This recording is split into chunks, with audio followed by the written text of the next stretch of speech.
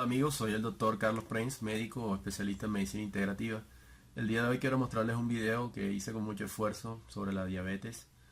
Quiero hablarles sobre por qué se produce, cuáles son las causas del daño en las células de pancreáticas, qué ocurre exactamente, cómo se hace el diagnóstico y cómo se hace el tratamiento.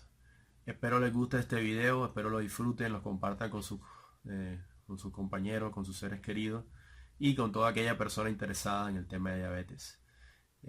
Espero te suscribas al canal, me consultes y espero te guste la información que a continuación vas a escuchar. Bueno, yendo al tema puntual de la diabetes, que es lo que nos trae acá, vamos a hablar en 5 pasos cómo, cuáles son las causas, por qué se produce, cómo es el diagnóstico y cómo es el tratamiento. Bueno, empecemos.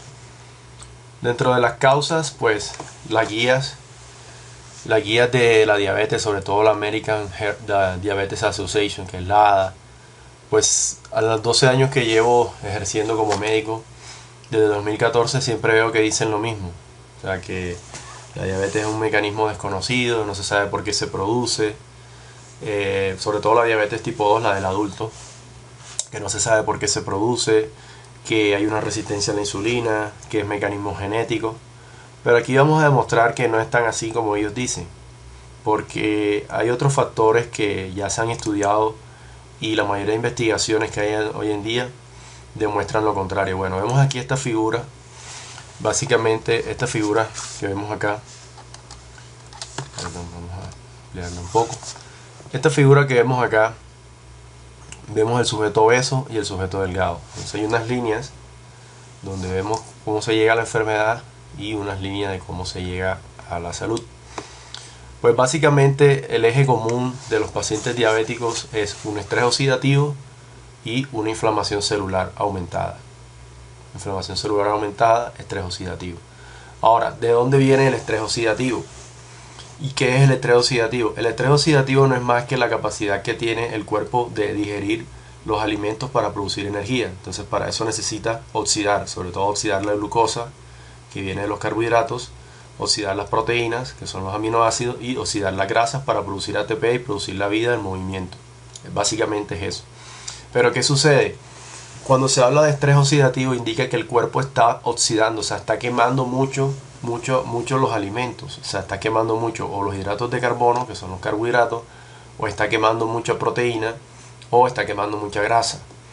Entonces vemos aquí, como en la figura, vemos que la dieta occidental básicamente es la que está produciendo la gran cantidad de diabetes ahora mismo. Si vemos la alta concentración de carbohidratos, sobre todo la glucosa y de fructosa, vemos que estas concentraciones tan elevadas de carbohidratos en nuestra alimentación induce estrés oxidativo. Al igual que la alta consumo de proteína animal, que sobre todo carne roja, también produce estrés oxidativo, el exceso. La alto consumo de grasa saturada produce estrés oxidativo. Aquí vemos una hamburguesa, papitas fritas, gaseosas, o sea, es la dieta occidental. Bueno, cuando la persona comúnmente lleva esta dieta a lo largo de muchos años, aumenta el estrés oxidativo. Este estrés oxidativo aumenta la inflamación celular, produciendo una disminución de la sensibilidad de la insulina. O sea, la insulina no puede actuar en sus órganos, en sus tejidos, o sea, en su función principal. Entonces la insulina es la hormona que se encarga de hacer que el azúcar entre a la sangre. Perdón, el azúcar entra a la célula, al igual que el aminoácido y al igual que la grasa. O sea, que los nutrientes entren a la célula. Entonces el cuerpo empieza a mirar que hay una disminución en la sensibilidad a la insulina. ¿Qué pasa ahí? Bueno, esto produce unos cambios genéticos a nivel sobre todo de la grasa, y empiezan a aumentar los productos de la inflamación. Eso lo vamos a ver más adelante, pero vemos aquí este espectro, por ejemplo, este sujeto obeso, que es la mayoría de los pacientes diabéticos son tipo 2, son obesos. Entonces aquí vemos obeso, diabético, enfermedad cardiovascular y cáncer. Entonces vemos acá que el común denominador de estas 4 entidades, obesidad, diabetes, enfermedad cardiovascular y cáncer, es el estrés oxidativo. Pero este estrés oxidativo no viene del pensamiento, no viene de la imaginación, no. Esto viene de acá arriba, del alto consumo de carbohidratos refinados, el alto consumo de proteína animal y el alto consumo de grasa saturada. Aquí vemos, aquí las flechas lo indican, estos rayitos indican que hay un estrés oxidativo excesivo en las células, en el cuerpo humano. Entonces, ¿qué pasa? Cuando vemos acá que en la base de la alimentación deben estar los alimentos enteros, que son los alimentos enteros, que ¿por qué? Porque tienen fibra. Bueno, aquí vemos las nueces que tienen fibra también y ácidos grasos omega 3 de origen vegetal. Frutas y vegetales que contienen vitaminas como la C, la E, betacarotenos y flavonoides, que son antioxidantes. Aquí vemos el pescado que tiene los ácidos grasos poliinsaturados omega 3, que más adelante hablaremos de ellos. Y vemos que aquí también aparecen legumbres, donde aparece que contienen fitoquímicos y sustancias. O sea, básicamente lo que dice acá es que en la base de la alimentación deben estar estos alimentos que son alimentos vivos, alimentos enteros, por ejemplo. Alimentos enteros no son alimentos refinados. Nueces, frutas y vegetales que son alimentos frescos. Estos alimentos tienen fibra. El pescado tiene omega 3 poliinsaturado. Y las legumbres tienen fitoquímicos importantes que ayudan a disminuir el estrés oxidativo. Entonces, cuando usted se alimenta así, el estrés oxidativo va bajando, aquí muestra la flecha, y se va llegando al estado de salud. Perdón. Entonces vemos que básicamente el problema mundial de la diabetes es la dieta industrializada del siglo XXI. Y se pensaba antes que el mundo occidental, pero resulta que ahora también los orientales tienen grandes problemas de diabetes. ¿Por qué? Porque los orientales, sobre todo los chinos, los hindú, son los países con mayor población del mundo. Entonces, como ya se han industrializado, por ejemplo, tienen estas cadenas de alimentación que nos bombardean con publicidad y todo su marketing, entonces las personas quieren comer esta comida que está acá arriba, pero la mayoría de las personas no quieren comer lo que está acá abajo, que son alimentos vivos, alimentos enteros, y que contienen estos componentes que disminuyen la inflamación y el estrés oxidativo. Bueno, esta fue una introducción. Ahora veamos qué es lo que pasa en la célula beta. Bueno, básicamente en la diabetes se daña el páncreas, ¿ya? El páncreas es donde se produce la insulina. La insulina, como ya les he dicho, es la hormona es la hormona que hace que los nutrientes entren a la célula, específicamente el azúcar, los aminoácidos y las grasas. Entonces, ¿qué sucede? Cuando se habla de que los diabéticos tienen un daño, cuando ya a una persona le han diagnosticado diabetes, porque mostré esta gráfica, está un poco compleja, pero la vamos a explicar fácilmente. Vemos que los diabéticos, cuando ya les hacen el diagnóstico como tal, se habla de que tienen más o menos, si son tipo 2, tienen el 50% de las células pancreáticas muertas, las células beta. O sea, cuando usted lo diagnostican de diabetes, su páncreas solo está funcionando el 50%. Y si es un diabético tipo 1, su páncreas ha perdido ya el 80% aproximadamente de la función, o sea que solo funciona un 20%. Es por eso que a los pacientes diabéticos tipo 1 hay que colocarles insulina, porque ya el páncreas no se produce. Bueno, vemos aquí este esquema, esta membrana que se ve acá, esta línea negra, es una célula. Todo esto que está acá es la parte interior de una célula. Aquí hablan de la muerte celular en diabetes, específicamente la muerte de las células pancreáticas, las células beta del páncreas, que es donde se produce la insulina. Entonces aquí aparece, dice IL-1 beta. ¿Qué es eso? Es la interleucina 1. ¿Qué es eso? Es las sustancias, son las moléculas que produce el sistema inmunológico. Entonces, como te expliqué en la anterior figura, cuando usted come mucha comida refinada, carbohidratos, proteínas, exceso de grasa saturada, y no consume los alimentos enteros que le mostré en la parte de abajo de la diapositiva previa, usted produce mucha interleucina 1 beta. Esa lo producen las células del sistema inmunológico. Las células del sistema inmunológico. Entonces, ¿qué pasa? Esta interleucina 1 beta estimula a esta proteína que aparece acá, NFK beta. Este es el que origina todo el problema. Entonces, vamos a explicarlo así sencillamente. ¿Qué es el NFK beta? Es un factor que se encuentra en las células inmunológicas. Básicamente es como el interruptor, o sea, es como si usted apagara y prendiera. Imagínese que usted está en su casa y apaga o prende el bombillo. Entonces, ¿qué pasa? Cuando este factor que se produce en el núcleo de las células, aquí no está expresado el núcleo de la célula, pero este NFK beta es el interruptor maestro que estimula toda la cascada de la inflamación celular. La inflamación celular no es mala, es buena. Lo que pasa es que con nuestro estilo de vida moderno está sobreexpresado, digamos que está expresado unas 100 veces más, por decirlo así. Entonces, ¿qué pasa? La célula siempre está en estado inflamatorio. Entonces, cuando el NFK beta se detecta que la interleucina 1 se aumentó en la sangre y en la célula y en los tejidos, él se dispara toda la respuesta de inflamación. Entonces acá vemos, por ejemplo, vemos estrés del retículo endoplásmico, que es donde se producen las proteínas, ¿ya? Disminuye la especialización de las células beta, o sea, empieza a dañarse la célula. Empieza a haber un mecanismo de inflamación acá, de defensa de inflamación, y se estimulan genes específicos para la muerte celular. Vemos acá que también se estimula el IFN gamma, eso significa interferón gamma, que es una molécula que producen las células inmunológicas. Entonces, esto también, estimulado por la inflamación, por la alimentación, se producen unas moléculas que se llaman citoquinas, que son estas que estoy señalando en el cursor, y esto aumenta la activación de las células mononucleares, que son las células inmunológicas, y esas células llegan al páncreas y lo inflaman. Entonces se produce algo que se llama insulinitis. Aquí vemos el MSH1, que es el complejo de histocompatibilidad. Esto es inmunología. Y acá vemos la parte genética que se activa en la inflamación. Entonces, cuando la célula detecta o es encendida por el NFK beta, se activa toda esta cascada.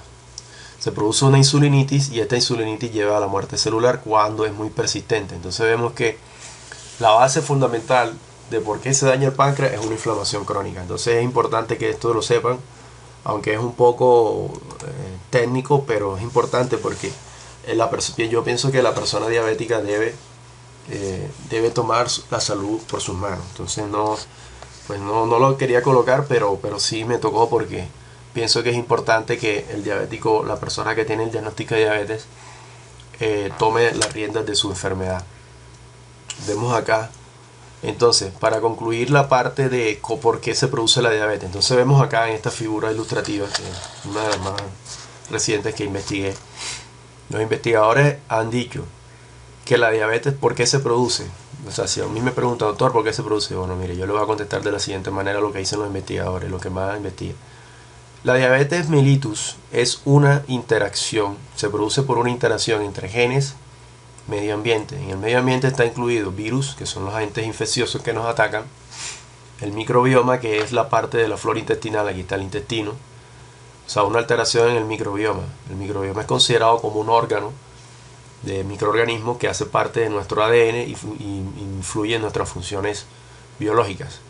Falta de actividad física y factores dietarios. Entonces, todo lo anterior previo que ya le había dicho, más los genes, o sea, supuestamente hay una predisposición, pero vemos que las enfermedades genéticas como tal, o sea, las enfermedades genéticas establecidas son las que tienen el daño de un cromosoma, por ejemplo, el síndrome de Down, el síndrome de Turner, esas enfermedades genéticas que ya están establecidas, que son enfermedades que hay un daño de un solo gen. Pero en la diabetes, así como en las enfermedades crónicas degenerativas, vemos que hay una enfermedad poligénica, o sea, hay muchos genes implicados. O sea, por eso es que ha sido tan difícil de pronto hacer una terapia genética, porque no hay un solo gen afectado. Entonces vemos acá, entonces genes más factores ambientales, ¿listo? Entonces, esto desencadena o no una respuesta inflamatoria. Entonces vemos aquí, de este lado, el lado derecho, son la inflamación y estrés metabólico. Entonces esto se habla más sobre los diabéticos tipo 2, que es el tipo paciente adulto, mayor de 18 años, obeso, ¿ya? Que produce una disfunción de células beta. Entonces esa disfunción de células beta se produce por lo que ya le expliqué anteriormente, una inflamación celular inducida por la dieta y estresores metabólicos, es decir, la grasa, el exceso de grasa, el exceso de azúcar, ya inducen un estrés metabólico que, sumado a la inflamación, dañan la célula pancreática y se lleva a una hiperglicemia, o sea, se sube el azúcar en la sangre. Y por este lado están cuando hay una destrucción de las células beta. Entonces sería el típico paciente diabético tipo 1.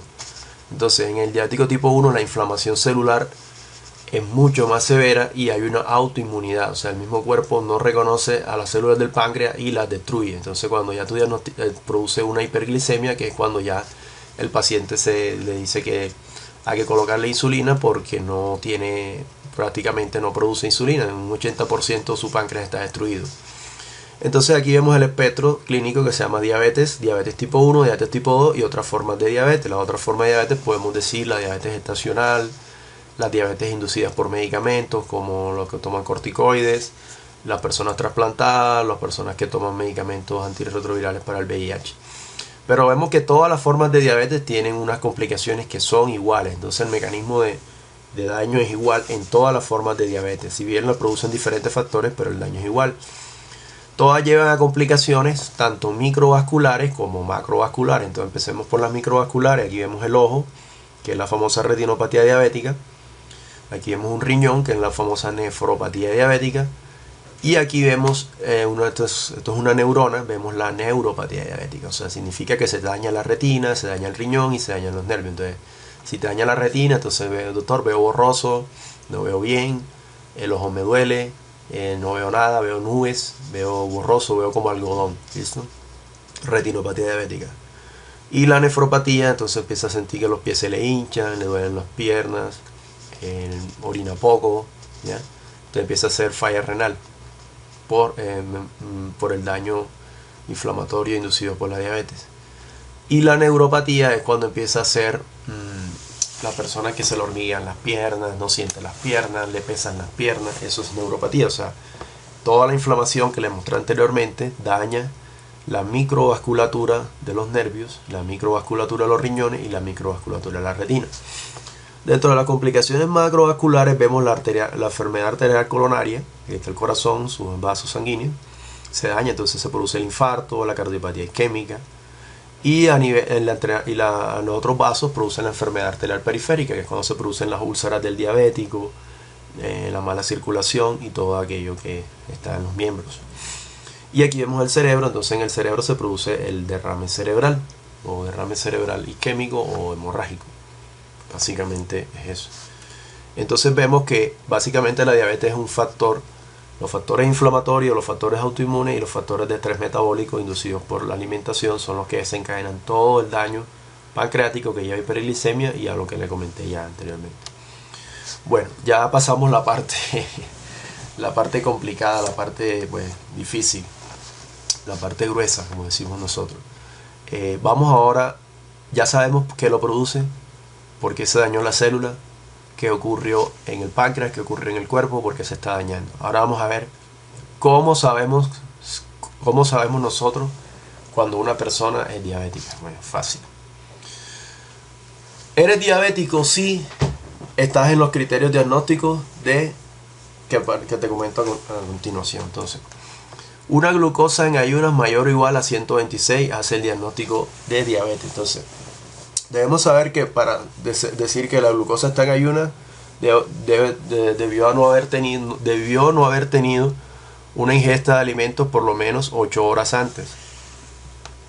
Perdón, esto es importante, ¿por qué? Porque a veces personas que se hacen una glicemia con menos de 8 horas de ayuno y le marca positiva. Entonces tienes que tener en cuenta, si vas al laboratorio debes estar en ayunas. O sea, no estar... No, es que me comí un pan antes, no. Entonces te va a hacer alterada y te hacen mal el diagnóstico y te pueden hacer un tratamiento que no necesitas. Entonces, glicemia en ayunas mayor, la cifra mágica, mayor o igual a 126. O sea, si está en 126 ya es diabético, mi amigo. O una glicemia 2 horas después de la carga de glucosa mayor o igual a 200. Entonces la cifra mágica es 200. O durante la prueba de tolerancia a la glucosa, que la prueba de tolerancia a la glucosa es una prueba que se hace con una carga de azúcar de 75 gramos, glucosa anhidra, que se disuelve en agua, le dan a tomar, usted va en ayunas, le toman la glicemia primero y después le dan a tomar el vaso y a las 2 horas le toman un vaso de azúcar y de 75 gramos y a las 2 horas le toman. Si le marca 200, usted es diabético. O la otra forma de diagnosticar es con la hemoglobina glicosilada mayor o igual a 6.5%.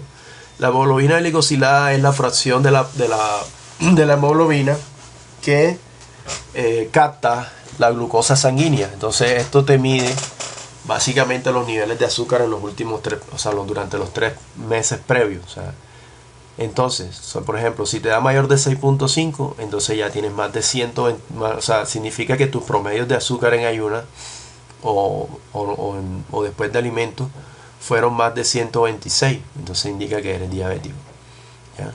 O también la otra es si el paciente tiene síntomas clásicos de azúcar elevado en la sangre o debuta con una crisis hiperglicémica, que son los pacientes que van a urgencias. o una glucemia al azar, no depende si has comido o no, mayor o igual a 200. ¿Cuáles son los síntomas de hiperglicemia? Poliuria, polidipsia y polifagia. ¿Qué significa poliuria? Poliuria es la orinadera. Doctor, es que yo orino mucho, constantemente estoy orinando bastante, orino mucho. Ese se llama poliuria. Polidipsia, ¿qué es? Polidipsia es cuando usted tiene mucha sed, toma agua, bebe agua, toma agua constantemente, sin haber sudado, sin haber perdido líquido, sino que está tomando agua. Eso se llama polidipsia. Y la polifagia son las personas que comen mucho. Poli significa mucho y fagia es comer. Entonces come mucho, pasa comiendo a toda hora, come, como si las células no, o sea, si la comida no entrara al cuerpo. Entonces, la polifagia es un indicativo de que hay un diabético descompensado y si le marca 200, usted es diabético y debe ponerse en tratamiento. Entonces, estos son los criterios diagnósticos para el diabético. Hay otra categoría que se llama prediabetes, que ha tomado mucho auge en estos tiempos. ¿Por qué? Porque el prediabético, antes uno decía, no, tienes un poquito elevado el azúcar, pero estás bien. Pero se han hecho estudios de investigación donde se ha demostrado que los prediabéticos también están empezando a hacer ya enfermedad coronaria temprana, enfermedad renal temprana. Ya es ese paciente que pues no está ni tan obeso, pero está pasado de peso, no hace ejercicio, come mal, pero no tiene ningún síntoma. Entonces va a una prueba de rutina, un examen médico, le hacen un examen de glicemia y, oh sorpresa, que marca entre 100 y 125 miligramos. Entonces eso indica de que usted, caballero o señora o joven, está en riesgo de ser diabético. Entonces prediabetes, pues se estima que pueden pasar unos 5 a 10 años hasta que te dé el diagnóstico, dependiendo de otros factores que puedan desencadenarlo. Entonces no hay un criterio como decir, no, eres prediabético o tienes que tratarte o no. Pero cada día se está buscando que sea más riguroso el tratamiento. Tenemos acá, cifra mágica para ser prediabético, de 100 a 125. O una prueba de tolerancia a la glucosa con 75 gramos de glucosa en agua, que te marque entre 140 y 199. Es decir, te hacen el examen de glucosa, te tomas el vaso de agua con glucosa y a las 2 horas te marca entre 140 y 199. Indica que usted es prediabético. ¿Qué significa esto? Significa que tu páncreas no está, o tus tejidos están siendo resistentes a la acción de la insulina por el mecanismo que ya te mostré anteriormente. O sea, la insulina no está actuando bien. Entonces indica que ya las células pancreáticas están empezando a tener disfunciones. O una hemoglobina glicosilada que está entre rango entre 5.7 y 6.4. Entonces, por lo general la hemoglobina glicosilada para estar en meta debe estar entre 5 y 5.5 para decir que es una persona normal. Ya eso se hizo por múltiples mediciones con miles y miles de personas. Entonces, esto también hay que tener cuidado porque la prediabetes te predispone ampliamente y rápidamente y en alta proporción a ser un diabético. Entonces vemos, es importante tener eso en la mente y tanto del profesional como de las personas. Entonces, bueno, hasta aquí vamos a dejar esta parte y en el próximo video vamos a hablar sobre el tratamiento. Bueno, espero les haya gustado. Está largo.